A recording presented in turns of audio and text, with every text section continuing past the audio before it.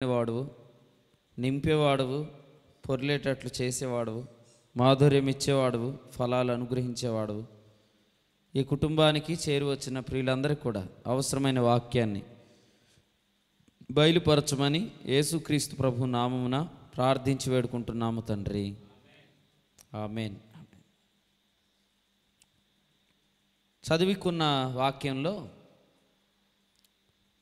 యేసుక్రీస్తు ప్రభు అంటే ఏమనుందంటే అద్వితీయ నాథుడు అని ఉంది. చెప్పండి అందరూ, యేసు ప్రభు అంటే ఏముంది? అద్వితీయ నాథుడు. అద్వితీయ నాథుడు మన ప్రభువు అని వ్రాయబడింది. యేసుక్రీస్తు ఎవరంటే అద్వితీయ నాథుడు మన ప్రభు అయిన యేసుక్రీస్తు. యేసుక్రీస్తు మనకు ఎలా ప్రభు అయ్యాడు? ఇదే గ్రంథంలో వ్రాయబడిన సంగతులు మరొక చోట కూడా ఉన్నాయి. చూడండి, పేతురు రాసిన 2వ పత్రిక 2వ అధ్యాయం. పేతురు రాసిన 2వ పత్రిక 2వ అధ్యాయం మొదటి వచనం చూడండి. మొదటి వచనం.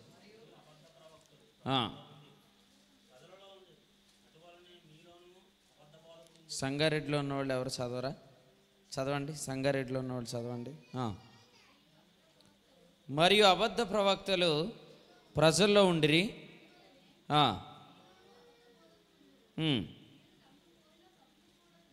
వీరు తమ్మును కొనిన ప్రభువును విసర్జిస్తున్నారని రాశాడు. సో ప్రభు అంటే ఎవరు? మనలను కొన్నవాడు. చెప్పండి, ప్రభు అంటే ఎవరు? మనలను కొన్నవాడు. ఇంకో మాటలో చెప్పాలంటే మనల్ని విమోచించిన వాడు అని అర్థం కదా. మనం షాప్కి వెళ్ళి ఏదైనా కొంటే మనం ఏం చేసినట్టు? ఆ వస్తువుని మనం విమోచించినట్టు కూడా అర్థం. ఆ వస్తువు మనం విమోచించుకుంటున్నాం అంటే అర్థం ఏంటంటే ఆ వస్తువు మన సొత్తుగా చేసుకుంటున్నాం. ఆ వస్తువు మనం సొత్తుగా చేసుకోవాలంటే ఆ షాప్లో వాడు ఎంత ధర చెప్తే అంత ధర అతనికి అప్పగించాలి. అలాగే యేసు ప్రభు కూడా మనల్ని అందరినీ విమోచించడానికి లోకానికి వచ్చాడు. అందుకని యేసు ప్రభు ద్వారా ఎంతమంది అయితే విమోచించబడ్డారో వారు ఇప్పుడు దేవునికి కొనబడిన ప్రజలు. ఎవరికి కొనబడిన ప్రజలు? మీలో ఎంతమంది దేవుని కొనబడిన ప్రజలు? దేవునికి స్తోత్రం. అంటే మీలో ఎంతమంది ప్రభువు ద్వారా విమోచించబడ్డారు? ప్రభువు ద్వారా విమోచించబడిన వాళ్ళందరూ దేవునికి కొనబడిన ప్రజలు. సో మనమందరం దేవునికి కొనబడిన ప్రజలం. అంటే మనం దేవుని ప్రజలం. మనమందరం ఎవరి ప్రజలం అండి? దేవుని ప్రజలం. ఇప్పుడు మళ్ళీ మనల్ని ఎవరన్నా కొనుక్కోవాలంటే వెల ఎవరికి చెల్లించాలి? దేవునికి చెల్లించాలి. ఎంత చెల్లించాలి? దేవునికి మనం కొనబడటానికి ప్రభు ఎంత వేళ చెల్లించాడో అంతకంటే ఎక్కువ చెల్లించాలి. ల్యాండ్ రేట్లు పడతాయి కానీ మన రేటు పడదు. చెప్పండి, ల్యాండ్ రేట్లు పడవచ్చు కానీ మన రేటు పడదు. ఎందుకు పడదంటే మనల్ని విమోచించిన వాడు ఎంత పెట్టి మనల్ని కొన్నాడంటే పేతురు పత్రికలు అంటాడు 1:19 అమూల్యమైన రక్తము చేత. ఎంత రక్తం? మీకు అర్థమయ్యేటట్టు చెప్తాను. మీరు తీయకుండా ఒకసారి నా వైపు చూడండి, తర్వాత మనం తీసి చదువుదాం. వచ్చిన నా వైపు చూడండి. సాధారణంగా మనకేం తెలుసు అంటే యేసు ప్రభు లోకానికి వచ్చాడు, ఆయన మనల్ని పాపము నుండి విడిపిస్తాడు అని మనకు తెలుసు. పాపము నుండి విడిపిస్తాడు. అయితే పాపము నుండి విడిపిస్తాడు అంటే అర్థం ఏంటంటే నేను పాపం చేస్తున్నాను, సో యేసు ప్రభు లోకానికి వచ్చాడు, నా పాపాల కొరకు ప్రాయశ్చిత్తం చేశాడు. యేసు ప్రభువా నేను పాపిని, నా పాపాలు క్షమించు అని అడగగానే నా పాపాలైనా క్షమిస్తాడు, అదే నాకు విడుదల అని మనం నమ్ముతాం. అయితే అందులో ఇంకా బలమైన నమ్మకం ఏంటంటే యేసు ప్రభు ఎవరినైతే క్షమిస్తాడో వారిని ఆయన ఏమని చెప్పాడంటే వారు నూతన సృష్టి అని చెప్పాడు. ఏమని చెప్పాడు అంటే ఏంటంటే యేసు ప్రభువునందు ఎవరైతే విశ్వాసం ఉంచుతారో వారు క్షమాపణ పొందినవారు మాత్రమే కాదు, వాళ్ళ పేరు ఇప్పుడు ఆయన నూతనంగా మార్చాడు. ఆ నూతన సృష్టిని ఏమన్నాడంటే వారు ఇక నుండి దేవుని నీతి అన్నాడు. ఏమన్నాడు చెప్పండి? దేవుని అంటే యేసు ప్రభు క్షమించిన వాళ్ళందరి పేర్లు దేవుని దృష్టిలో ఏంటి? నీతిమంతులు. ఏం పేరు పెట్టాడు మనకి? నీతిమంతులు అని పేరు పెట్టాడు. అంతకుముందు మన పేరు పాపములో ఉన్నాం కనుక పాపులం. పాపులం కనుక పాపం చేస్తున్నా. ఇప్పుడు మనల్ని యేసు ప్రభు మన పాపాలు క్షమించి మనల్ని ఇప్పుడు నీతిమంతులుగా తీర్చాడు. అంటే నీతిమంతులు అనే పేరు ఇచ్చాడు. నిజంగా ప్రభు ద్వారా కలిగిన ఈ మార్పును, ప్రభు ద్వారా కలిగిన ఈ స్థితిని, ప్రభు ద్వారా కలిగిన ఈ విమోచనని ఎవరైతే నిజంగా నమ్ముతారో, ఏమనంటే యేసు ప్రభు చేసిన పుణ్యకార్యం వల్ల, యేసు ప్రభు చేసిన ప్రాయశ్చిత్తం వల్ల, యేసుక్రీస్తు పొందిన మరణం వల్ల నేను పాపములో నుండి ఇప్పుడు నేను నీతిలోనికి వచ్చాను, మరణములో నుండి నేను జీవంలోనికి వచ్చాను అని ఎవరైతే నమ్మగలుగుతారో వాళ్ళలో కలిగే గొప్ప మార్పు ఏంటంటే కేవలం వారు పాపములో నుండి బయటకు వచ్చిన వారు మాత్రమే కాదు, నీతిమంతులం అనే మనస్సాక్షిని పొందుతారు. ఏం పొందుతారు? మనస్సాక్షి అంటే ఏంటి అంటే, మనస్సాక్షి అంటే మనం ఎవరమో ఎంచుకోవటం అన్నమాట. రోమాపత్రిక 6:11 అంటాడు, ఎంచుకొనుట అనండి అందరూ. ఎంచుకొనుట అంటే మనల గురించి మనం ఏమనుకుంటున్నాం, మనల గురించి మనం ఏమనుకుంటాం, అసలు మనం ఏంటో అదే అనుకుంటాం. దేవుడు మన గురించి ఏమంటున్నాడో అదే మనం. దేవుడు మన గురించి ఏమంటున్నాడంటే, ఎవరైనా యేసు ప్రభువునందు విశ్వాసం ఉంచితే, ఆయన చేసిన ఆ పుణ్యకార్యాన్ని హృదయపూర్వకంగా అంగీకరిస్తే వారు నీతిమంతులని చెప్తున్నాడు ఆయన. ఎవరు? దేవుడు. రోమా 8:33. సో మనం కానీ అలా ఎంచుకోగలిగితే, నీతిమంతులం అని ఎంచుకోగలిగితే, అక్కడి నుంచి మన జీవన విధానం మారుతుంది. ఏం మారుతుంది? ఎందుకంటే ఎప్పుడైతే మన మనస్సాక్షిలో మనం పాపులం అని ఎంచుకుంటున్నాం అనుకోండి, అప్పుడు మనం ఎలా నీతిమంతులం అవుదామనే ప్రయత్నం చేస్తూ ఉంటాం. అలా చేసే ప్రయత్నంలో మనం మన స్వనీతి క్రియలు చేస్తాం. స్వనీతి క్రియలు అంటే ఏంటంటే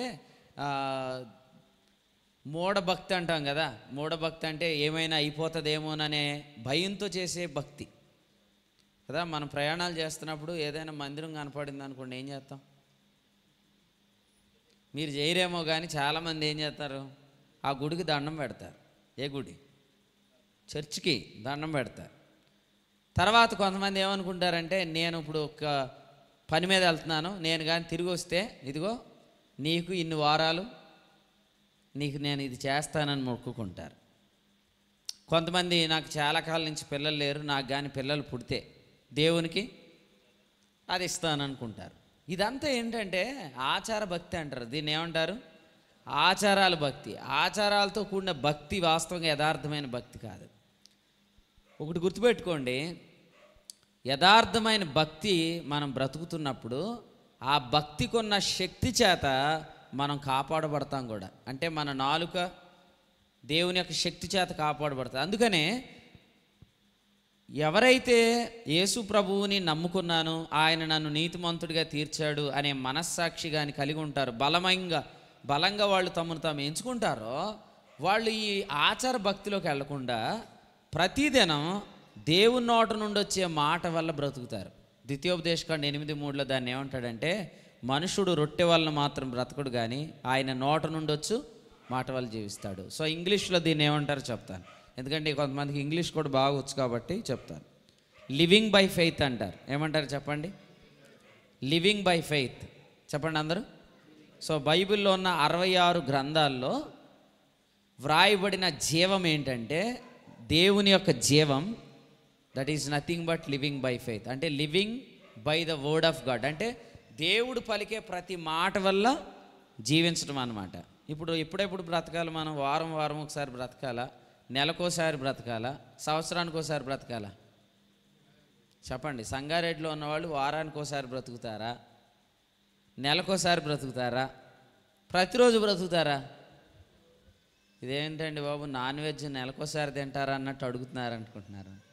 ప్రతిరోజు మనం బ్రతకాలంటే ప్రతిరోజు దేవుని నుండి ఏదో ఒక తలంపు మనకు రావాలా, ఏదో ఒక వాక్యం మనకు రావాలా, ఏదో ఒక వాగ్దానం రావాలా. ఖచ్చితంగా వస్తుంది. ఎప్పుడంటే యేసు ప్రభు పెట్టిన ప్రాణం వల్ల మనకి పాపులుగా లేము, ఆయన రక్తం వల్ల, ఆయన చేసిన కార్యం వల్ల నీతిమంతులమయ్యాం అనే మనస్సాక్షి ఉంటే, అప్పుడు దేవుని యొక్క ఆత్మ మనలో ఉన్నాడు కనుక ఆయన మనకు ఏదో ఒక వాక్య తలంపించి మనల్ని బ్రతికిస్తాడనమాట.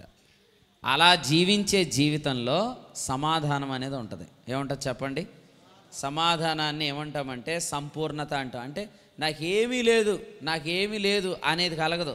అలా జీవిస్తున్నప్పుడు నేను సమస్తం కలిగిన వాడను అనే మనస్సు వస్తుంది అన్నమాట మనకి. అలా వచ్చినప్పుడు మనం అప్పుడు నమ్ముతాం ఏమంటే ప్రభువుని నమ్మటం వల్ల నాలో శాంతి కలిగింది అని అప్పుడు అనుభవిస్తాం. శాంతి అనేదాన్ని షాలోమ్ అంటాం హెబ్రీలో, అంటే సంపూర్ణత. అది ఎప్పుడు అనుభవిస్తామంటే ఆయన నోట నుండి వచ్చే మాట వల్ల జీవించడం. కాబట్టి మీరు గమనించాల్సింది ఏంటంటే యేసు ప్రభువు ద్వారా విమోచించబడటం లేదా యేసు ప్రభు ద్వారా కొనబడటం, దాని యొక్క అద్భుతమైన అర్థం ఏంటంటే కేవలం నేను పాపక్షమాపణ పొందాననేదే కాదు, నీతిమంతుడు అయ్యాను అనేదే కాదు, ప్రతిరోజు ఆయన నోట నుండి వచ్చే మాట వలన జీవించటం. కాబట్టి ఇప్పుడు మీరు 3 విషయాలు గమనించండి. ప్రభువు నన్ను కొన్నాడంటే కొంతమంది ఏమంటారంటే నా పాపాలు క్షమించాడు అంటారు, మరికొంతమంది నన్ను నీతిమంతుడిగా తీర్చాడు అంటారు. కానీ సంగారెడ్డిలో ఉన్న వాళ్ళందరూ ఏం చెప్పాలంటే ప్రభువు నన్ను విమోచించాడంటే ఎంతగా విడిపించాడంటే ప్రతిదినం ఆయన నోట నుండి వచ్చే మాట వల్ల జీవించే అంతగా విడిపించాడని చెప్పాలి. చెప్తారా? ఒకసారి చెప్పండి నాతో.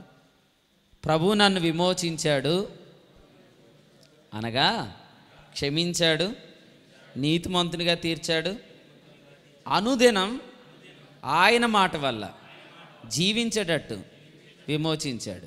కాబట్టి ప్రభువు మన కొరకు చెల్లించిన వెల ఎంత అంటే పాప క్షమాపణ అంటే హృదయాన్ని కడిగాడు.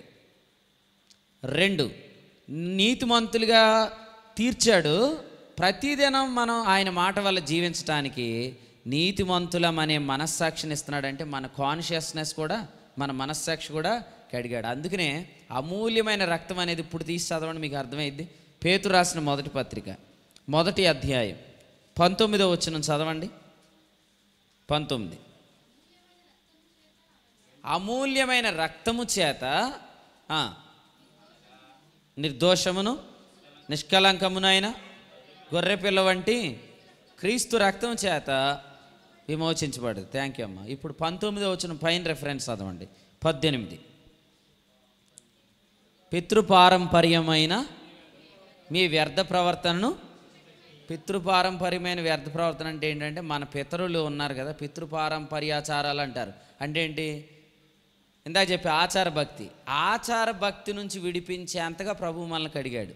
ఆచారాల నుంచి విడిపించాలంటే హృదయం కడగాల, మనస్సాక్షి కడగాల? చెప్పండి. నీతిమంతులు అవ్వాలంటే ఏది కడగబడాలా? హృదయం కడగబడాలా? నీతిమంతుడను అనే మనస్సాక్షి కావాలంటే మనస్సాక్షి కడగాలి. అంటే మన జీవన విధానాన్నే మార్చేంతగా ప్రభు మనల్ని విమోచించాడు. ఇప్పుడు మనం ఎవరికి కొనబడ్డాం?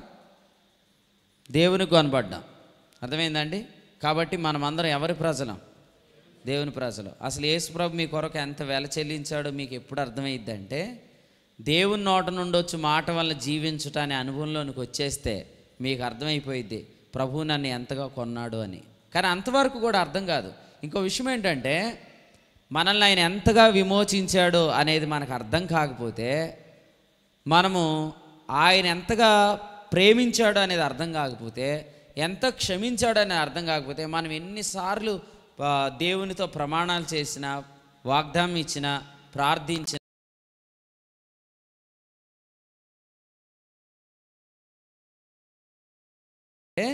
ఆయన మనల్ని ఎందుకు విమోచించాడు అనేది మనకు అర్థం కావాలి. ఎందుకు విమోచించాడంటే కేవలం పాప క్షమాపణ ఇవ్వటం కాదు, నీతిమంతులుగా తీర్చడం కాదు, అనుదినం ఆయన మాట వల్ల జీవించేంతగా మనలో కార్యం జరిగిందనమాట. సో ఇదిగో ఈయన ఉన్నాడు కదా, ఇప్పుడు ప్రసాద్ అన్న దేవుని సేవకులు, ఈయనను యేసుప్రభు విమోచించినప్పుడు ఈయన పాపంలో ఉన్నాడు అనుకోండి, ఆయన విమోచించినప్పుడు వెంటనే ఈయన పేరు నీతిమంతుడని మార్చాడు. మార్చడమే కాదు, ఈయనను ప్రతిదినం తన మాట వల్ల జీవించడానికి ఈయనను ఒక పరిశుద్ధాత్మక ఆలయంగా చేశాడు. అంటే ఈయనలో దేవుని ఆత్మను ఉంచాడు. ఇప్పుడు దేవుని ఆత్మ ఈయనలో ఉన్నాడు కాబట్టి ప్రతిరోజు దేవుని సంగతులు ఈయనకి తెలియబడతాయి. ఆ సంగతుల వల్ల ఈయన జీవిస్తాడు. ఇప్పుడు చెప్పండి, మీరు కానీ ప్రతిరోజు దేవుని మాట వల్ల జీవించారనుకోండి, ఎలా ఉంటుందో తెలుసా లైఫ్? ఈ శరీరం ఉంది కదా, ఈ శరీరంలో ఇంకా పాపం ఉంది. కానీ మనం ప్రభువుని నమ్ముకున్నాం కాబట్టి మనం పాపంలో లేం, అంటే మనం దేవునిలో ఉన్నాం. కానీ మన శరీరంలో ఏ నియమం ఉంది? అయితే దీన్ని జయించగలుగుతాం, దీన్ని దాటగలుగుతాం. ఒకప్పుడు మనం వేటి చేత ఓడిపోయామో ఇప్పుడు వాటిని జయిస్తాం. అర్థమైందండి? ఒకప్పుడు మనం వేటి చేత ఓడిపోయామో వాటిని జయిస్తే అప్పుడు మనకు అర్థమైద్ది, అరే ప్రభు నా కొరకు ఎంత వెల చెల్లించాడని. చూడండి, ఆ మాట మళ్ళీ మీకు జ్ఞాపకం చేస్తాను. రోమీయులకు రాసిన పత్రిక 8వ అధ్యాయం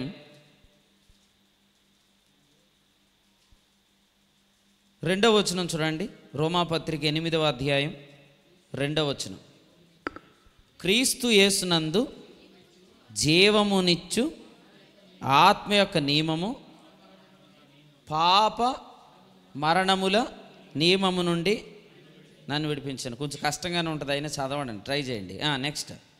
ఎట్లనగా ధర్మశాస్త్రం దేనిని చేయజాలకపోయినో దానిని దేవుడు చేశాడు. అందరూ చూడండి, మీకు అర్థమయ్యేటట్టు నేను వివరిస్తాను. క్రీస్తు యేసునందు అంటే యేసు ప్రభుని ఎవరైతే నమ్ముకున్నారో వారిలో ఏముంది, ఆయనలో ఏముందంటే జీవమునిచ్చు నియమం ఉందన్నమాట. జీవమునిచ్చు నియమం అంటే ఏంటి?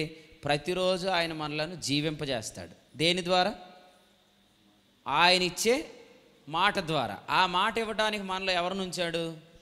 తన పరిశుద్ధాత్మను ఉంచాడు. అసలు పరిశుద్ధాత్మకు మనం ఆలయమయ్యే అంతగా విమోచించాడు. ఆయన విడుదలలో పాపక్షమాపణ ఇచ్చాడు, నీతిమంతులుగా తీర్చాడు, తన పరిశుద్ధాత్మ మనలో ఉంచాడు. ఎందుకంటే ప్రతిదినం ఆయన మాట వల్ల జీవించడం. అంటే ఇప్పుడు మీరు ఎంత పెట్టుకొనబడ్డారో మీరు తెలుసుకోవడానికి ఎంత టైం పడుతుంది? మన జీవితం సరిపోదు. ఎందుకు సరిపోదు అంటే ప్రతిరోజు ఆయన మాట వల్ల జీవిస్తున్నామంటే ఇది ఆయన పెట్టిన వెల, రిడెంప్షన్. ఈ రిడెంప్షన్లో ఆయన చేసిన పేమెంట్ యొక్క రిసిప్ట్, పేమెంట్ యొక్క ఫలితం దేవుని మాట వలన జీవించడం అన్నమాట. క్రీస్తు యేసునందు జీవమునిచ్చు ఆత్మ యొక్క నియమం, వినండి, పాప మరణముల నియమము నుంచి నన్ను విడిపించాను. పాప నియమం ఎక్కడుంది చెప్పండి అందరూ? పాప నియమం ఎక్కడుంది? నేను ఇందాక చెప్పాను, మళ్ళీ చెప్తున్నాను, మీరు గుర్తుపెట్టుకోండి. పాప నియమం ఎక్కడుందంటే మన శరీరంలో ఉంది. మనం ఎక్కడ లేము? పాపములో లేము. ఎందుకంటే మనం యేసు ప్రభువుని నమ్మాము కాబట్టి పాపం అనే స్థితి నుండి నీతిమంతులనే స్థితికి వచ్చాం. యేసు ప్రభువుని నమ్మాక ఎవరి శరీరం అని మారిందా? మారిందా? ఎవరి శరీరం మారలేదు. యేసు ప్రభువుని నమ్ముకుంటే శరీరం మారిపోద్దంటే పొట్టన్న వాళ్ళు అందరూ ఏం చేస్తారు? వెంటనే నమ్ముకుంటారు, పోన్లేరా బాబు 6 ప్యాక్ అన్న వచ్చిద్దేమో. ఎందుకంటే అందరికీ ఆ పిచ్చి పట్టుకుంది. అంతేనా? మీ ఇద్దరు కొంచెం తేడాగా ఉన్నారు, చూసుకోండి. అంటుకుంటున్నారు, అది అంటుకుంటుంది అది.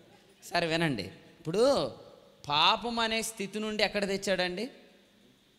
నీతిమంతులు అనే స్థితికి తెచ్చాడు. తెచ్చినా కూడా ఈ శరీరంలో ఏముంది?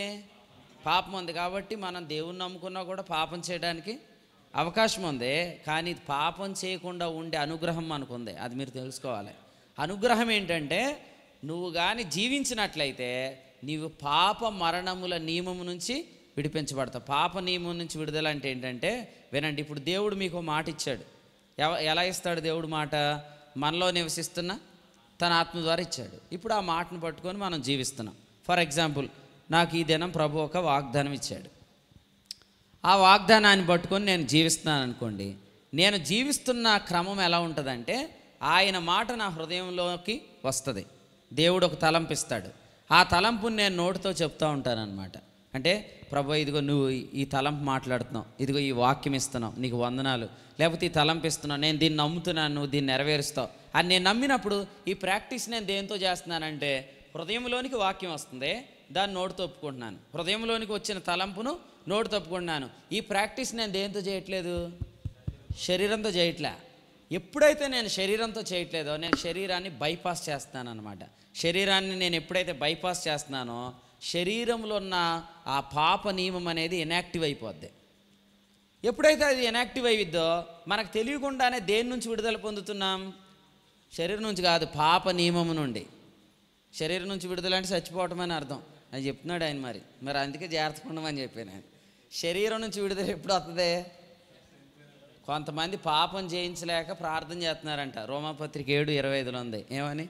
ఇట్టి శరీరం నుంచి నన్ను ఎవడు విడిపించిన 24. అంటే నన్ను తీసేసుకో ప్రభువా, నీకోసం ఎంత నమ్మకంగా ఉండాలనుకున్నా నేను ఉండలేకపోతున్నాను, చూడకూడదు అనుకున్నాయి చూస్తున్నాను. ఒక వారం రోజులు ఖచ్చితంగా ఈసారి పరిశుద్ధంగా ఉందాం అనుకుంటున్నాను, మళ్ళీ అంతకుముందు చేయని ఘోర పాపం చేసేస్తున్నాను, నాకు ఈ బ్రతుకొద్దు తీసుకోమంటున్నారంట.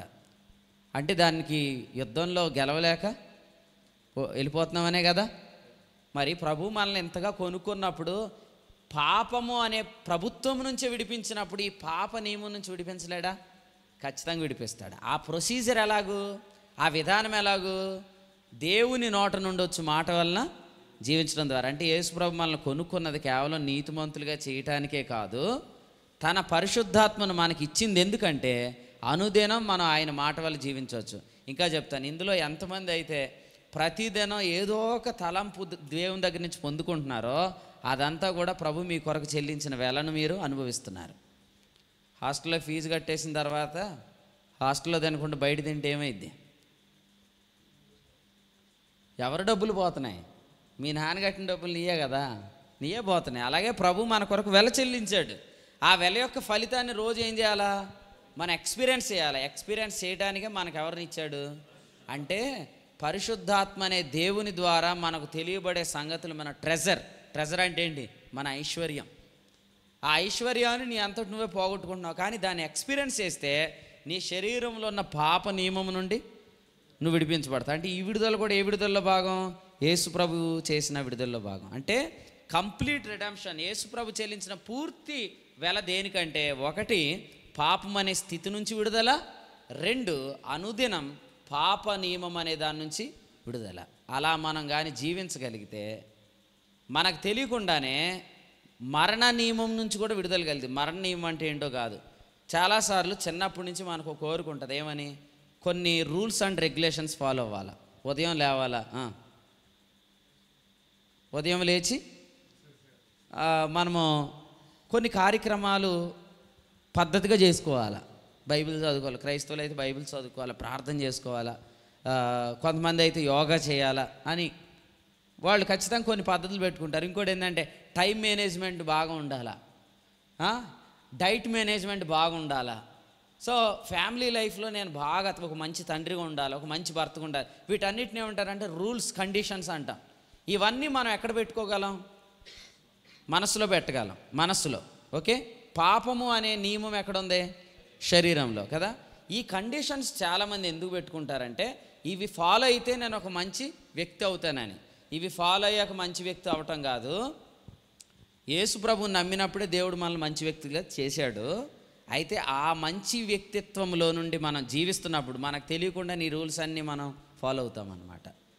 ఇంకా చెప్పమంటే వీటిని మించి ఇంకా హై స్టాండర్డ్లో మనం బ్రతుకుతాం. అర్థమైందా మీకు? అంటే దీనిని బైబిల్ ఎలా అంటాడనమాట. మీకు చదివి వినిపిస్తాను, మీరు ఒకసారి చదవండి. బైబిల్ చదివేటప్పుడు ఈ వచనాలు ఎప్పుడైనా చదివినప్పుడు ఇవి ఎందుకు రాయబడ్డా మీకు అర్థం. రోమాపత్రిక 3:31 చదవండి. రోమాపత్రిక 3:31.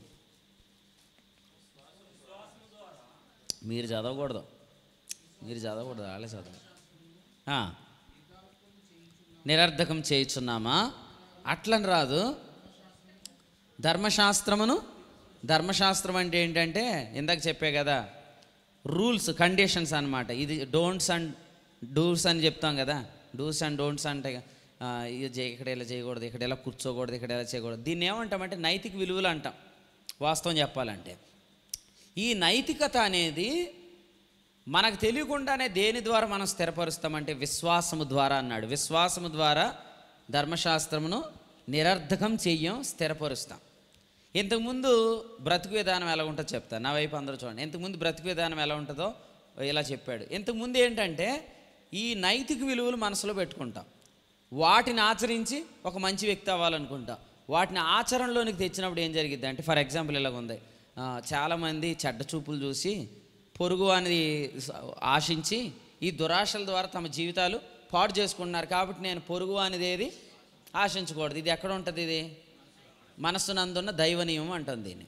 సో ఇది మనం ఫాలో అయ్యి ఒక మంచి వ్యక్తి అవ్వాలని ప్రయత్నం చేస్తున్నాం. అయితే దీన్ని దేంతో ఆచరణలో పెట్టాలంటే ఇది ఖచ్చితంగా మన సామర్థ్యంతో చేయాలి కదా, అంటే శరీరంతో చేయాలి.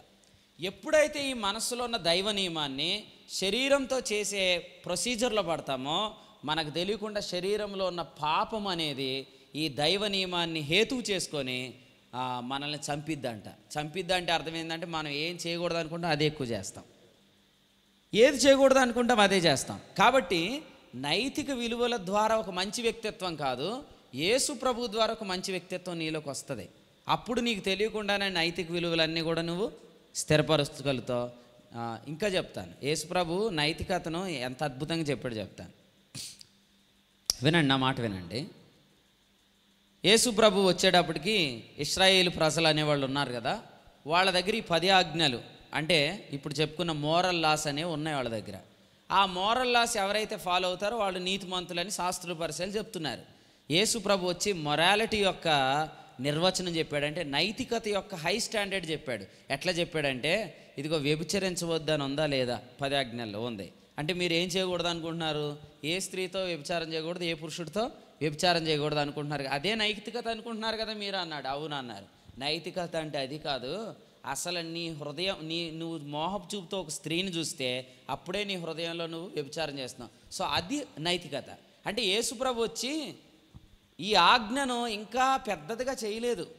ఈ ఆజ్ఞను వాళ్ళు తప్పుగా, ఇప్పుడు ఏదైనా మనం పాటించలేనప్పుడు మనం చేసే పని ఏంటి? మనం పాటించగలిగిన స్థాయికి దాన్ని దించేస్తాం, అంతే కదా? మీకు అర్థమైందా? మనం అందుకోలేకపోతున్నాం అనుకోండి, మనం చేసే పని ఏంటి? దాని కిందకి లాగేస్తాం. అలాగే శాస్త్రులు పరిచయాలు 10 ఆజ్ఞల యొక్క నైతికతను తగ్గించేశారు. సో ఎవరైతే ఈ మోరల్ లాస్ ఫాలో అయ్యి పెర్ఫెక్ట్గా ఉందామని ట్రై చేస్తున్నారో వాళ్ళు ఫస్ట్ ట్రై చేస్తారు పెర్ఫెక్ట్గానే, కానీ వాళ్ళు చేసే కొద్దీ చేయకూడని మేలే, చేయకూడని కీడు చేస్తున్నారు అనుకోండి, చేయకూర మేలు చేయక, అప్పుడు ఏం చేస్తారంటే ఆ నైతికత వాల్యూని ఆ స్కేల్ కిందకి తెచ్చేస్తారు. కానీ యేసు ప్రభు వచ్చి మళ్ళీ దాన్ని బాగా పైకి పెట్టేశాడు.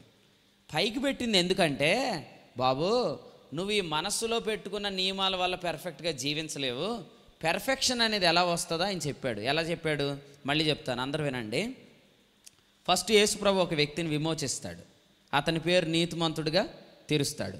2, నీతిమంతుడికి తన పరిశుద్ధాత్మను ఇస్తాడు.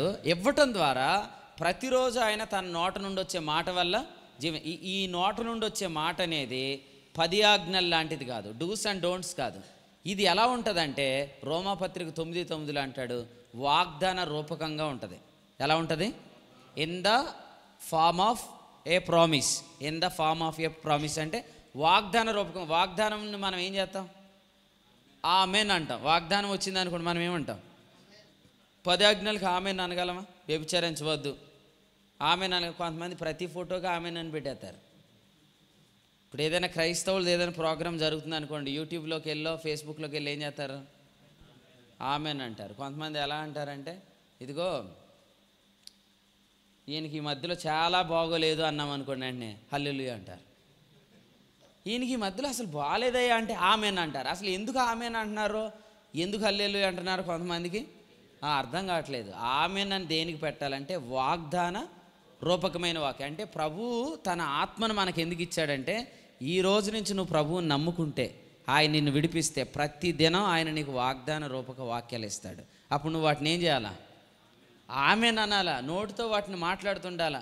నీకు తెలియకుండానే ఆ వాగ్దానం నీలో నెరవేరుతున్నప్పుడు నీకు 2 నుంచి విడుదల కలిగిద్ది. 1, శరీరంలో ఉన్న పాప నియమం నుంచి. 2 చెప్పు 2 మరణ నియమం నుండి. ఇప్పుడే చెప్పా, దైవ నియమం. అంటే చిన్నప్పటి నుంచి మనం కొన్ని కండిషన్స్ ఫాలో అయ్యి ఏదోలాగా మంచిగా జీవించాలని ట్రై చేస్తాం, కానీ ఆ కండిషన్స్ ఫాలో అయ్యే కొద్ది కండిషన్ మనల్ని ఏం చేస్తున్నట్టు ఉంటాయి?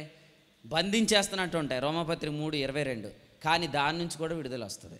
దాని నుంచి విడుదల అంటే అది నెరవేర్చక్కర్లేదు దాని కాదు, మనకు తెలియకుండానే అది మన ద్వారా నెరవేరుద్ది. కాబట్టి ఇది ఎప్పుడు జరిగిద్ది?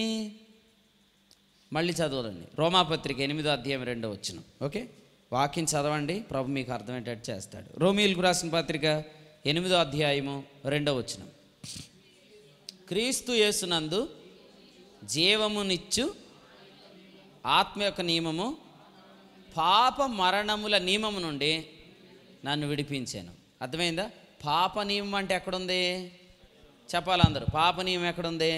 శరీరంలో ఉంది. ఓకే, మనం ప్రభువుని నమ్మిన తర్వాత కూడా మనకు శరీరం ఉందా లేదా? ఈ శరీరంలో ఏ స్వభావం, ఏ నియమం ఉంది కాబట్టి దీని నుంచి కూడా మనం ఏమనుభవించాలి? విడుదల అనుభవించాలి. లేకపోతే పేరు నీతిమంతుడు కానీ క్రియలు పాపం చేస్తూ ఉంటాడు. కొంతమంది అడుగుతారు, నిజంగా ఇతడు ప్రభువుని నమ్ముకుంటే ఎందుకు పాపం చేస్తున్నాడు అని అడుగుతారు. ప్రభువుని నమ్ముకున్నా పాపం చేస్తాడు. ఇప్పుడు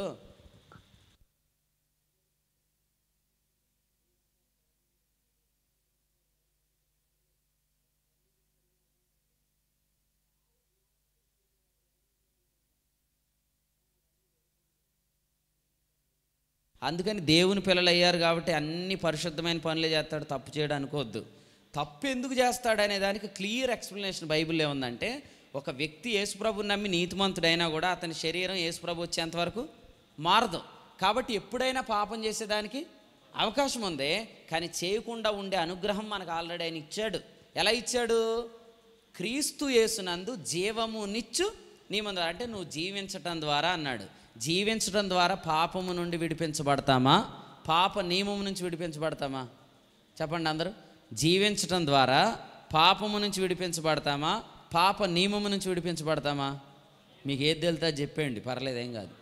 పాప నియమం. ప్రభువుని నీతిమంతులు అవ్వటం ద్వారా పాపం నుంచి విడుదల పొందామా, పాప నియమం నుంచి విడుదల పొందామా? పాపం నుండి. అర్థమైందా? నీతిమంతులు అయ్యామంటే పాపం నుంచి బయటకు వచ్చాం. జీవిస్తున్నామంటే పాప నియమం నుంచి విడుదల అవుతాం. అందుకనే ప్రభువుని నమ్మటమే మెయిన్ ఉద్దేశం కాదు. ఆయనను మనం నమ్మిన తర్వాత ప్రతిదినం ఆయన మూలంగా జీవించాలి. ఆయన మూలంగా జీవించడానికి మనకు ఆయన ఏమిచ్చాడు? తన పరిశుద్ధాత్మనిచ్చాడు. ఒక మనుషుని సంగతులు ఎవరికి తెలుస్తాయి? మనుష్యాత్మగా తెలుస్తాయి. దేవుని సంగతులు ఎవరికి తెలుస్తాయి? దేవుని ఆత్మ. దేవుని ఆత్మ ఎక్కడున్నాడు? ప్రభువుని నమ్మిన ప్రతి ఒక్కరిలో ఉన్నాడు. కాబట్టి నువ్వు ప్రతిరోజు దేవుని సంగతులు తెలుసుకోవచ్చు, వాటి వల్ల నువ్వు జీవించవచ్చు. ఆ జీవిస్తున్నప్పుడే పాప మరణముల నియమం నుండి మనం విడిపించబడతాం. ఇప్పుడు ఇలా చెప్పనా, మీరు అందరూ వినండి జాగ్రత్తగా. మీరు కానీ ప్రభువుని నమ్మిన తర్వాత జీవించటం అనే అనుభవం మీకు తెలియలేదు అనుకోండి, అప్పుడు మీరు పాపము నుంచి విడిపించబడ్డారు అనేది నిజంగానే, పాప నియమము నుంచి విడిపించబడ్డారు అనేది చెప్పండి మధు బ్రదర్, నిజం కాదు, మీరు అనుభవించలేరు అది. మీరే క్వశ్చన్. ఇప్పుడు ప్రవీణ్ అన్న ఉన్నాడు నా దగ్గరికి వచ్చి, బర్నబాస్ అన్న మిమ్మల్ని క్వశ్చన్ అడుగుతాను అన్నాడు. అడగన్నా అన్నాను. నేను యేసు ప్రభుని నమ్మాను లేదా అన్నాడు. నమ్మారు అన్నా అన్నాను. నేను నీతిమంతుడా కాదా అన్నారు. నీతిమంతుడే. మరి ఈ శరీరంలో పాపం ఉంది కదా, నేను దాన్ని ఎందుకు జయించలేకపోతున్నాను అని అడిగాడు అనుకోండి, అప్పుడు నేనేం చెప్తాను? అందుకనే ఏది నిజమంటే, ప్రభువుని నమ్మి నీతిమంతులైతే పాపము నుంచి విడుదల పొందాం. కానీ ప్రభువుని నమ్మి నీతిమంతులయ్యాక తన పరిశుద్ధాత్మ వల్ల మనం జీవించగలిగితే పాప నియమం నుంచి కూడా విడుదల పొందుతాం. నీతిమంతులైన వాళ్ళు అందరిలో ఆనందం లేదు. నిజం చెప్తున్నాను, వినండి ఈ మాట. నీతిమంతులైన వాళ్ళు అందరిలో ఆనందం లేదు. ఆయన మూలంగా జీవించే వారిలోనే ఆనందం ఉంటుంది. దానిని బైబిల్లో రక్షణ ఆనందం అంటారు. అందరూ చెప్పండి, ఏ ఆనందం? క్రైస్తవులమయ్యాం కాబట్టి ఆనందం ఉండాలని చెప్తే ప్రతిరోజు పండుగ ఉంటుంది ఆనందిస్తే. క్రైస్తవులు అయినందుకు ఆనందం ఉండట్లేదు కాబట్టి ఏదో క్రిస్మస్ లాంటిది ఒకటి పెట్టుకొని ఆ రోజు మనం ఆనందం చేసుకుంటున్నాం. చెప్పండి, నేను చెప్పింది నిజమా కాదా? ఇప్పుడు నిజంగా ఆనందం ఉంటే మన లైఫే సెలబ్రేషన్. నిజంగా మనకు రియల్ జాయ్ అర్థం కాకపోతే ఏం చేస్తాం? ఏదో ఒక రోజు పెట్టుకొని ఆ రోజు ఆనందిస్తాం కదా. నిజంగా ఆ రోజు అందరి జీవితాల్లో సంతోషం ఉంటుందా? ఒకే రోజు ఉండదు. అయినా కూడా అందరూ ఏం చేస్తారు? యాక్షన్ చేస్తారు. ఎలా చేస్తారు?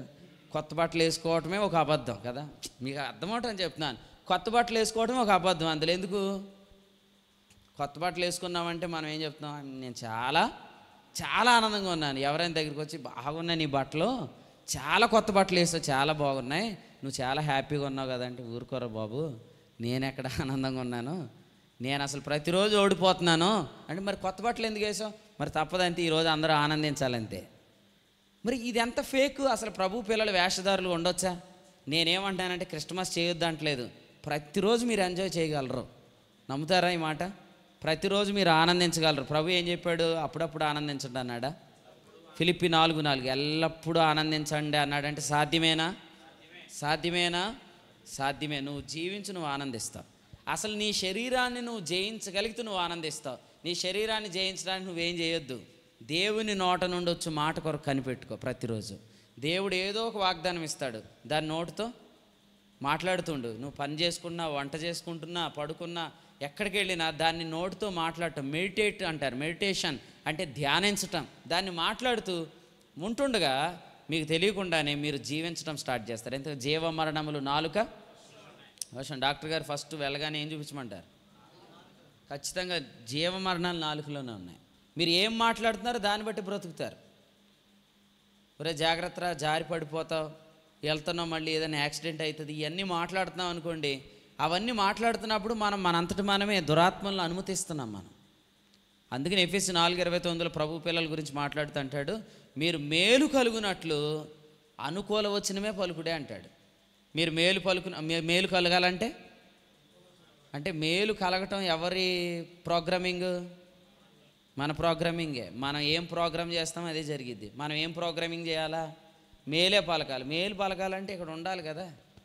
ఇక్కడికి ఎప్పుడు వస్తుంది? దేవుని ఆత్మ ద్వారా ఒక వాగ్దానమో, ఒక తలంపో, ఒక వర్తమానమో, ఒక ప్రత్యక్షతో ఇక్కడ రివీల్ అవ్వాలన్నమాట. అప్పుడు దాన్ని మనం మాట్లాడతాం. మేలు కలగాలంటే అనుకూల వచనం పలకండి అన్నాడు. చెప్పిన వాడి పేరేంటి? అబద్ధం ఆడనేరని దేవుడు. చెప్పండి, చెప్పిన వారి పేరేంటి? దేవుడు అబద్ధం ఆడతాడా? గ్రంథంలో రాశాడు అబద్ధం ఆడటకు ఆయన నరుడు కాడు. తీతుపత్రి 1:1 చెప్పాడు ఆయన అబద్ధం ఆడనేరని దేవుడు. అబద్ధం ఆడనేరని దేవుడు ఏమన్నాడంటే నీకు మేలు కలగాలంటే నువ్వు అనుకూల వచనమే మాట్లాడమన్నాడు. అక్కడ ఇంకో పదం ఏముందంటే కృపా సహితంగానే మాట్లాడు అన్నాడు. ఆ మాటలు మనకు ఎలా వస్తాయి నోటికి? మన హృదయంలోనికి ఆ వాక్యం రావాలా. రావటానికే నిన్ను ప్రభు కొనుక్కున్నాడు. మీరు రావాలంటే దాని కొరకు ఏదో చేయాలనుకోకుండా ఆల్రెడీ మీరు దానికి అర్హత పొందారు.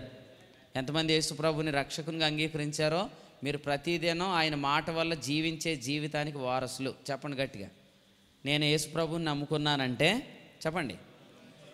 ప్రతిదినం ఆయన మాట వలన జీవించే జీవితానికి నేను వారసుడిని. రైట్. రిలయన్స్ అంబానీ ఎక్కడెక్కడ సంతకాలు పెడతాడు ఏమో నాకు తెలియదు, ఎక్కడెక్కడ పెడతాడు. ఎందుకంటే ఆయన ఆస్తులు మొత్తం మనకి తెలీదు. కానీ క్రీస్తునందున్న జీవం అని నేను తెల్ల పేపర్ మీద రాస్తే దాని కింద మీరు సంతకం పెట్టవచ్చు. ఎందుకంటే ఆ జీవానికి నువ్వు వారసుడవు.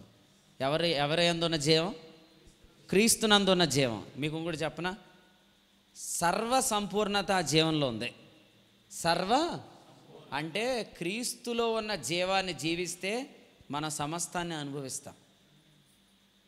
సమస్తము అనుభవించడం అనే దానిలోకి వచ్చామనుకోండి, అవసరమైన ప్రతి అక్కర ప్రభు తీర్చడమే కాదు, దాంతోపాటు ఉండాల్సిన ప్రతిదాన్ని ప్రభు నింపుతాడు. ఎఫెసీయులు 1:23.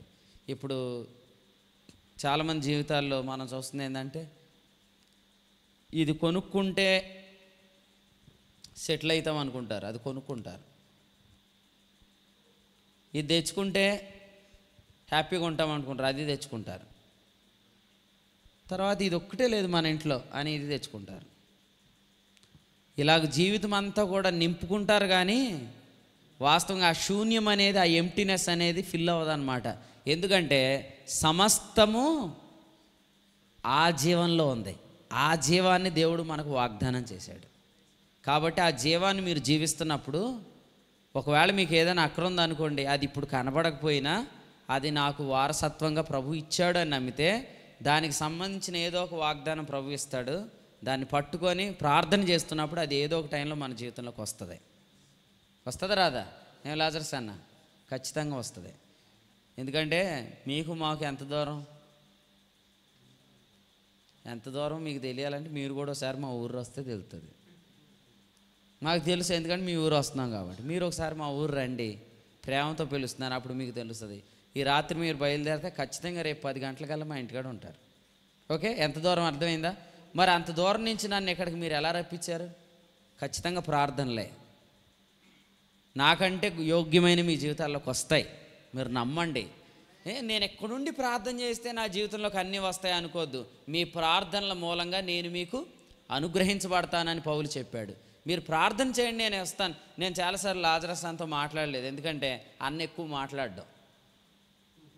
పోనీ అక్కతో మాట్లాడదామంటే సిస్టర్ గారు నాకు పెద్ద పరిచయం లేదు, ఎందుకంటే అన్న ఎక్కువ మాట్లాడు కాబట్టి ఏమైనా వివరాలు తెలుసుకుందామన్నా కూడా సిస్టర్ గారితో మాట్లాడడానికి కూడా నాకు అంత పరిచయం లేదు ఇక్కడికి వచ్చేంతవరకు.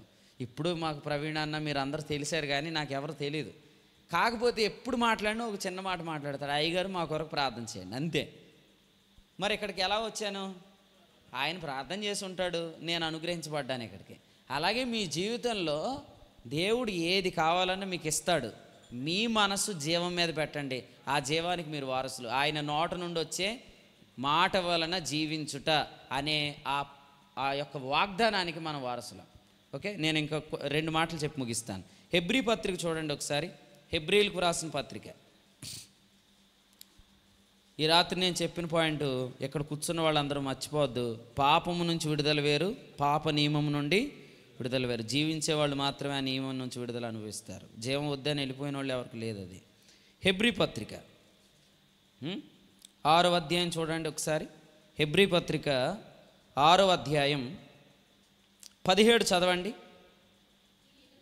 ఈ విధముగా దేవుడు తన సంకల్పము నిశ్చలమైనదని, ఆ మాట మీరు అందరూ గుర్తుపెట్టుకోండి. వాగ్దానమునకు వారసులైన వారికి మరి నిత్యముగా దేవుని యొక్క ఉద్దేశం ఏంటంటే వాగ్దానానికి వారసులకి మరి నిత్యం కనుపరుస్తాడు.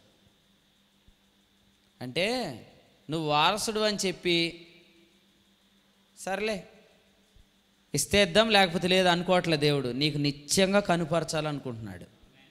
మరి దేవుడు ఎంత గట్టిగా నిర్ణయం తీసుకుంటే మీరేం చేస్తారు? దాని మీద మనసు పెట్టండి అంతే. మనకి మనసు పెట్టమని చెప్పాడు. కొలసి 3:1 ఏమన్నాడు? పైనున్న వాటి మీదనే మనసు అంటే ఏంటంటే జస్ట్ ఈ రాత్రి ఒక్కసారి ఇంటికి వెళ్ళిపోయేలోపు ఇక్కడ కూర్చున్నప్పుడు అన్న చెప్తున్నాడు కదా, యేసుప్రభు నన్ను విడిపించింది కేవలం పాపక్షమాపణ ఇవ్వటానికే కాదు, నీతిమంతుడిగా చేయటానికే కాదు, తన పరిశుద్ధాత్మనిచ్చి ప్రతిదినం తన నోట నుండొచ్చు మాట వల్ల జీవింప చేయాలని అంటున్నాడు కదా. ఒకసారి నేను దాని గురించి ఆలోచిద్దాం అనుకో ఈ రాత్రి. మరి నిత్యంగా దేవుడు నీకు కనుపరుస్తాడు. అలా కనుపరిచినప్పుడు ఏం జరిగిద్ది అంటే ఇక్కడే హెబ్రీ పత్రిక 6వ అధ్యాయంలో ఒకసారి 14 చదవండి. నిత్యముగా నేను నిన్ను ఆశీర్వదింతును, నిత్యముగా నిన్ను విస్తరింపచేతును. ఎవరైతే ఈ వాగ్దానాన్ని పొందుతారో వారిని ప్రభు విస్తరింపజేస్తాడు. ఏం చేస్తాడు? జీవించండి, విస్తరిస్తారు. మీరు విస్తరిస్తారు అంటే ఆయన చేస్తానన్నాడంటే ఆయనకి ఎంత బలం ఉంది? ఆదికాండం 17:1 నేను సర్వశక్తి గల దేవుని యొక్క బాహుబలం తక్కువైద్దా? మరి ఆయన నిన్ను విస్తరింప చేయాలనుకుంటే బౌండరీస్ ఏమి లేకుండా విస్తరింప చేస్తాడు. మనకి ఎన్నో బ్యారియర్స్ ఉన్నాయి. లాంగ్వేజ్ బ్యారియర్ ఉంది. అంటే మనకు తెలుగు బాగొచ్చు, నాకు తెలంగాణ చక్కగా రాదు. తెలుగు వచ్చు కానీ తెలంగాణ రాదు. తర్వాత నాకు హిందీ రాదు, నాకు మరాఠీ రాదు. ఎందుకంటే మొన్న ఈయన మహారాష్ట్ర వెళ్ళాడు, నాకు మరాఠీ రాదు. ఆయనకు వచ్చిన తెలుగు నాకు రాదు. మీకు వచ్చిన కొన్ని భాషలు నాకు రావు. ఇంగ్లీష్ రాదు సరిగ్గా, అంతగా రాదు. అయినా ఈ బ్యారియర్స్ ఏమీ మనకు బ్యారియర్స్ కాదు, ఈ బౌండరీస్ ఏమీ మనకు బౌండరీస్ కాదు. ఎందుకంటే ఆయన సర్వశక్తి గలవాడు కాబట్టి నేను విస్తరింపజేస్తానంటే వీటన్నిటిపైన విస్తరింపజేస్తాడు. అప్పుడు మనం ఏం చేయాలంటే జీవం మీద మనసు పెడితే చాలు. ప్రతిదినం ఏదో ఒక తలంపు, ఏదో ఒక వాక్యం, ఏదో ఒక వాగ్దానం, ఏదో ఒక ప్రత్యక్షత దాన్ని పట్టుకొని జీవిస్తూ మాట్లాడుతూ ఉంటే యేసుప్రభు భారమైంది మన మీద పెట్టలేదు. నా కాడి సులువు. యేసుప్రభు చెప్పిన విధానం చాలా సులువైంది. ఆయన ఏమన్నాడంటే నేను నీకు మాట ఇవ్వటానికి నా ఆత్మని నీలో ఉంచానన్నాడు. సిమ్ కార్డు ఫోన్లో వేసుకునేది ఎందుకు? ఆ సిగ్నల్ని మన ఫోన్లోకి తెచ్చుకోవడానికి. పరిశుద్ధాత్మ వల్ల ఎందుకు ఉంచాడు? ఆయన సంగతులను మనం పొందుకోవడానికి. ఇవి ఇంతకుముందు మనం వినలేదు, ఇవి మన కంటికి కనబడలేదు, మన హృదయానికి గోచరంగా ఇవన్నీ ఇప్పుడు దేవుడు తన ఆత్మ ద్వారా మనకు బయలుపరుస్తాడు. వాటిని మాట్లాడాలా, జీవించాలా. అప్పుడు చూడు ఆయన నిన్ను ఎలా విస్తరింపజేస్తాడు. నేను గట్కేశ్వర్లోనే ఇంజనీరింగ్ చదివాను.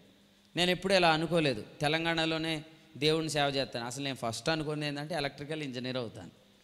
అయిన తర్వాత ఒక మంచి స్థితికి వెళ్ళాక బాగా డబ్బులు సంపాదించి అప్పుడు మా నాన్నగారు సేవ చేస్తాడు, నేను ఆయనకి ఫైనాన్షియల్గా సపోర్ట్ చేయాలి. ఎందుకంటే మా నాన్న చాలామంది చిన్న చూపులు చూస్తున్నారు, తొక్కేస్తున్నారు. సో నేను డబ్బులు ఇచ్చి ఆయన ఏం చేద్దాం, ఆదుకుందాం అనుకో. మా నాన్నగారు లేరు ఇప్పుడు, ప్రభు దగ్గరికి వెళ్ళిపోయారు. ఎప్పుడూ వెళ్ళిపోయారు. నేను అనుకోలేదు. నేను ట్రిపుల్ ఈ చదివాను, ఇంజనీరింగ్ అయిపోయింది. తర్వాత కాంపిటేటివ్ ఎగ్జామ్స్ రాశాను. మొత్తానికి ప్రభు కృప ఏంటంటే నేను సేవలోకి వచ్చాను. సేవలోకి వచ్చిన తర్వాత ప్రభు నిన్ను విస్తరింపచేతును అంటే రాత్రి బయ్యారం వెళ్ళాను, కొత్త ప్రాంతం అది. ఫస్ట్ టైం అక్కడ నిలబడి వాక్యం చెప్పాను. ఇప్పుడు నమ్మండి, మీ అందరితో చెప్తున్నాను, ప్రభు నిన్ను విస్తరింపచేస్తే ఎక్కడికైనా ప్రభు నిన్ను పరిచయం చేస్తాడు. నేనైతే సేవ అంటున్నాను, మీరైతే బిజినెస్ చేస్తున్నారేమో. బిజినెస్ విషయంలో, ఫ్యామిలీ విషయంలో, అన్ని విషయాల్లో ప్రభు విస్తరింపజేస్తాడు. ఆయన చెప్పిన మాటల్లో ఏంటంటే నువ్వు జీవించు, నేను విస్తరింపజేస్తాను. అబ్రహాంతో చెప్తూ అన్నాడు ఇవే మాటలు అక్కడ అంటాడు, నేను నీ నామమును గొప్ప చేయదును అన్నాడు. ఏమన్నాడు? ఆదికాండం 12లో నేను నీ నామము గొప్ప చేయదును కదా. ఇప్పుడు అందరికీ ఒక పదం అలవాటైంది, ఏమని? నాది నేమ్ కాదు, నాది బ్రాండ్. అంతేనా? నాది ఒక పేరు కాదు, నాది ఒక బ్రాండ్ అని. మీకు ఒకటి చెప్పనా, ఇశ్రాయేలీలు అనే అబ్రహాం సంతానాన్ని దేవుడు ఎంత గొప్ప చేశాడంటే, మనం లేవి జీన్స్ వాడతామా? లేవి తెలియదు, లేవి టీషర్ట్స్. మరి లేవీలు ప్రపంచంలో అనేక మంది పెట్టుకున్న పేర్లు అబ్రహాం అనే పేరే ఎక్కువ మంది పెట్టుకున్నారు. అబ్రహాం ముస్లిమ్స్ పెట్టుకుంటారు, క్రిస్టియన్స్ పెట్టుకుంటారు, మళ్ళీ ఇశ్రాయేలీలు పెట్టుకుంటారు. మరి ఒకే పేరు అంతమంది ఎక్కువ పెట్టుకుంటారు. ప్రభు చెప్పాడు, నీ నామము నేను గొప్ప చేతున్నాను. మీరు ఆలోచిస్తే మన పేరు కొరకు మనం బాబేలు గోపురాలు కడతాం మానేసి ఆయన మన పేరు గొప్ప చేస్తానన్నాడు అనే దాని మీద ఫోకస్ పెట్టండి. ఎందుకంటే మన పేరు కొరకు మనం కట్టే గోపురాలు పడిపోతాయి. కానీ ఆయన మన నామాన్ని గొప్ప చేస్తే మనల్ని ఎవరు పడేద్దాం అనుకున్న అది అవ్వదు. ఎందుకంటే ప్రభువు కానీ మనల్ని గొప్ప చేయడం స్టార్ట్ చేస్తే మన నామాన్ని, అప్పుడు మన పేరు గురించి కొంతమందికి చెప్పుకోవాల్సిన అవసరం లేదు. కొంతమందిని అంటాం కదా, ఇతనికి ఇంట్రడక్షన్ అవసరం లేదు, పరిచయం చేయవలసిన అవసరం ఇతడు లేనివాడు. అలాంటి వారుగా ప్రభు మిమ్మల్ని చేస్తాడు. మరి మీకు ఇటువంటి గొప్ప అనుభవం కావాలంటే ఈ రాత్రి ఒకే మాట గుర్తుపెట్టుకోండి, ప్రభువుని నమ్మింది కేవలము పాపక్షమాపణ పొందటానికి కాదు, నీతిమంతులు అవటానికి కాదు, అనుదినం తన పరిశుద్ధాత్మ ద్వారా జీవించడానికి. అలా జీవిస్తున్న క్రమంలో మనం ఈ అనుభవాలన్నీ అనుభవిస్తాం. లాస్ట్ ఫైనల్ రిఫరెన్స్ నేను చదివి ముగిస్తాను. యోదావు రాసిన పత్రిక, రైట్, నేను కరెక్ట్ అయ్యానికి ఆగుతున్నాను.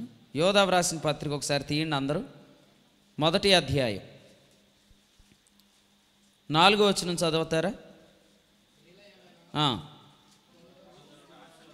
కొందరు రహస్యంగా జొరబడ్డారు, వారు భక్తిహీనులై మన దేవుని కృపను కామాతురత్వమునకు దుర్వినియోగపరచుచు మన అద్వితీయ నాథుడును ప్రభువునైన యేసుక్రీస్తును విసర్జిస్తున్నారు. ఇప్పుడు మనం ప్రభు అంటే ఎవరని చెప్పుకున్నాం? మనలను విమోచించినవాడు. విమోచన అంటే ఎన్ని మాటలు చెప్పుకున్నాం? 3 మాటలు. 1 పాపక్షమాపణ ఇచ్చాడు, 2 నీతిమంతులుగా తీర్చాడు, 3 పరిశుద్ధాత్మ చేత అనుదినం జీవింపజేస్తాడని చెప్పుకున్నాం. అయితే ఇక్కడ ఒక చిన్న మాట నేను చెప్పి ముగిస్తున్నాను. యేసుక్రీస్తే మన అద్వితీయ నాథుడు అన్నాడు. ఎందుకన్నాడంటే మనల్ని విమోచించిన తర్వాత మన సమస్తము ఎక్కడుందంటే ఇప్పుడు క్రీస్తులోనే ఉంది. కాబట్టి ఆయన మనకు అద్వితీయ నాథుడు అనమాట. అయితే కొందరు ఏం చేస్తున్నారంటే ప్రభువుని నమ్మాక మనం పరిశుద్ధులమయ్యాము, నీతిమంతులమయ్యాము, దేవుని పిల్లలమయ్యాము, ఆయన ఎప్పుడు వచ్చినా మనం ఆయనతో ఉంటాము అని నమ్ముతున్నారు. కానీ అసలు ఆయనలోనే మన అనుదిన జీవితం ఉంది, ఆయనలోనే మన అనుదిన కార్యాలు ఉన్నాయి, అన్నీ ఆయనలోనే ఉన్నాయనే విషయాన్ని వాళ్ళు నమ్మకుండా వాళ్ళ అనుదిన జీవితంలో యేసు ప్రభుని ఏం చేస్తున్నారంట?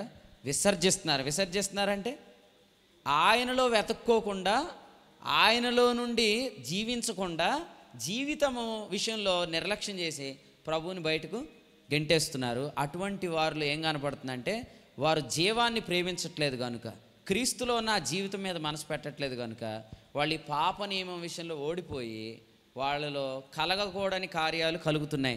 అందులో ఈ రాత్రి మనం చదివిన దగ్గర కామాతురత అని చెప్పాడు. ఏమన్నాడు?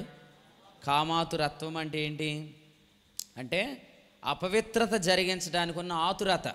ఆతురత అంటే తెలుసు కదా, ఆతురత అంటే ఆతురపడుతున్నాం అంటే ఏంటి? ఇప్పుడు మీటింగ్ టైం చాలా ఎక్కువైంది అనుకునే వాళ్ళు దేనికి ఆతురపడతారు? బైబిల్ మూసేయడానికి ఆతురపడతారు, అంతేనా? ఆతురత అంటే ఏంటి? కంగారు పడ్డం, సరే అట్లా అనుకోండి. కామాతురత అంటే ఏంటి? ఈ అపవిత్రత జరిగించాలన్న ఆతురత్వం పెరిగిపోతుంది. ఎందుకు?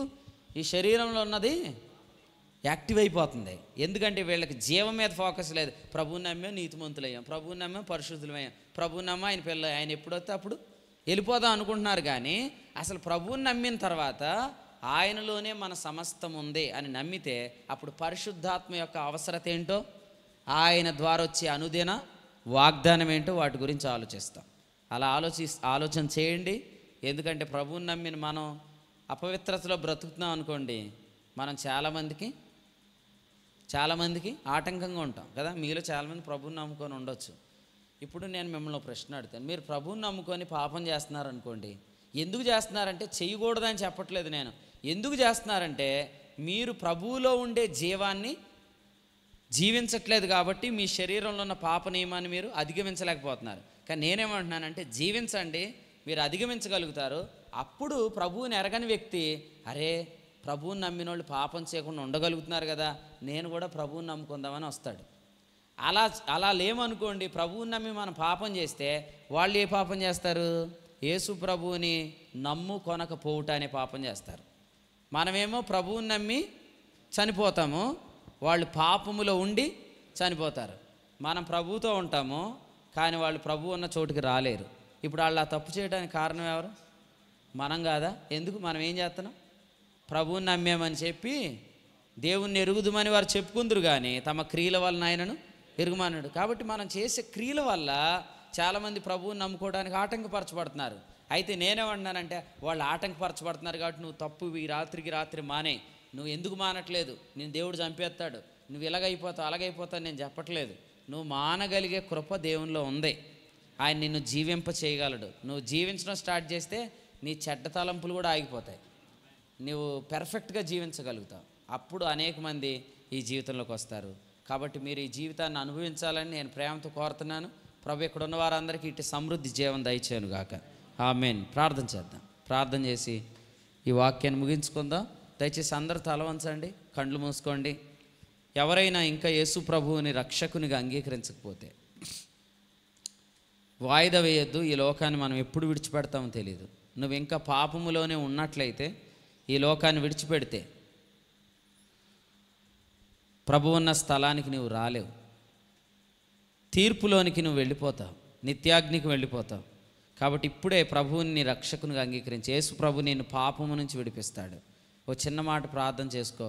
యేసు ప్రభువా, నేను ఎవరినో నాకు అర్థమైంది, నువ్వు నా కొరకు చేసిన కార్యాన్ని కూడా నేను నమ్ముతున్నాను, నన్ను క్షమించయ్యా, నన్ను నీతిమంతునిగా తీర్చు అని ప్రార్థన చేయండి. దేవుడు తప్పకుండా నిన్ను నీతిమంతునిగా తీరుస్తాడు, పరిశుద్ధుడిగా చేస్తాడు, తన పరిశుద్ధమైన ఆత్మను నీకు ఇస్తాడు. మరి మీలో చాలామంది ప్రభువుని నమ్ముకొని ఉంటారు. మరి మీలో దేవుని ఆత్మ ఉన్నాడు, నమ్మండి. ప్రతిదినం ఆయన ద్వారా వచ్చే వాగ్దానం ఏదో ఒక తలంపును పట్టుకొని జీవించండి. మీ శరీరంలో ఉన్న పాప నియమాన్ని కూడా మీరు జయించగలుగుతారు. తద్వారా మీ ద్వారా అనేక మంది ప్రభు దగ్గరికి వస్తారు. దాంతోపాటు క్రీస్తులో ఉన్న ఈ జీవాన్ని జీవిస్తున్నప్పుడు మీరు ఆశీర్వదించబడతారు, విస్తరిస్తారు, మీ నామాన్ని ప్రభు గొప్ప చేస్తాడు. కాబట్టి సర్వ సంపూర్ణత ప్రభులో ఉందని నమ్మండి. కృపగల మా దేవా, మీకు స్తోత్రం చెల్లిస్తున్నాము. సంగారెడ్డిలో లాజరస్ అన్న ఇంటిలో వారు ఏర్పాటు చేసిన కూడికలో ప్రకటించబడిన మాటలు ఇక్కడున్న వారు అందరి జీవితాల్లో ఫలించును గాక అని ప్రార్థిస్తూ, ఎవరెవరు ఏ లోటుతో బ్రతుకుతున్నారో, వాస్తవంగా లోటు అనేది మాకు చెందింది కాదు, మేము జీవానికి వారసులం. అటువంటి వారసత్వం ఇక్కడ ఉన్న వారందరికీ కలుగును గాక. యేసు ప్రభువుని నా రక్షకుడిగా అంగీకరించి నేను జీవానికి వారసుడు అవ్వాలి అనే ఆసక్తి ఇక్కడ ఉన్న వారందరికీ దయచేయమని, అటువంటి తీర్మానం జరిగించమని యేసు ప్రభు నామమున ప్రార్థించి వేడుకుంటున్నాము తండ్రి. ఆమేన్. అందరికీ వందనాలండి. ఓపికగా వాక్యమైన మిమ్మల్ని అందరినీ ప్రభు దీవించును గాక. ఆమేన్. వాక్య పరిచయం చేసిన